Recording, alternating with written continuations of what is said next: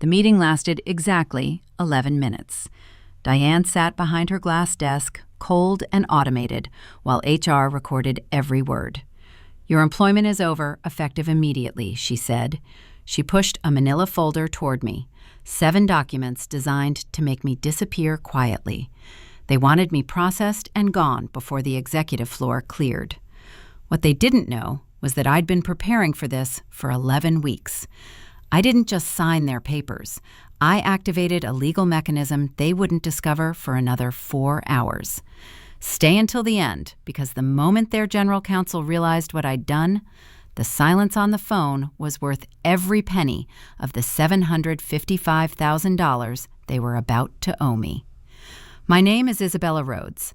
I gave Titan Strategic Solutions 17 years, 4 Excellence Awards, and $9 million in new business.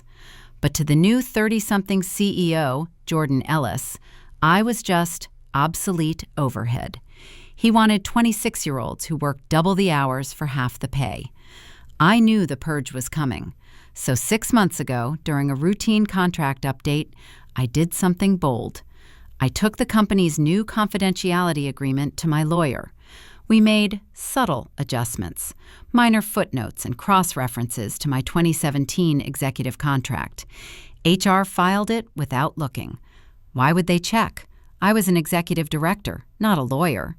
That was their first $700,000 mistake.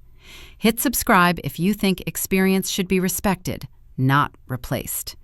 Back in the termination meeting, I reached the comprehensive release, the document where I supposedly waived all my rights. But in the signature section on page 5, subsection 3, I had added one tiny sentence in small typeface. It stated that my signature constituted acceptance of the separation package outlined in my original 2017 agreement. Diane and Carlos watched me sign with relief. They thought I was being professional. I was actually being surgical. I handed over my laptop, shook their hands, and went home to cook a roasted chicken. The call came at dinner. It was Douglas Peaton, the company's general counsel. His voice wasn't just shaking, it was cracking. "Please tell me you haven't signed the confidentiality agreement yet," he whispered. "I signed everything, Douglas," I replied. "Why? Is there a problem?" The silence that followed was physically deafening. Douglas had just realized that by accepting my signature, they had legally agreed to pay me 3 years of base salary, immediate stock vesting, and full bonuses. The next day, we met in neutral territory. Douglas brought 3 associates who looked like they hadn't slept in a week. They tried to claim I unilaterally modified the docs. My lawyer, Helena, just smiled. "You had 6 months to reject the confidentiality agreement. You filed it. You accepted it. It's binding." Then came the kicker. I demanded an extra $85,000 for a written admission that I was fired without cause. Why?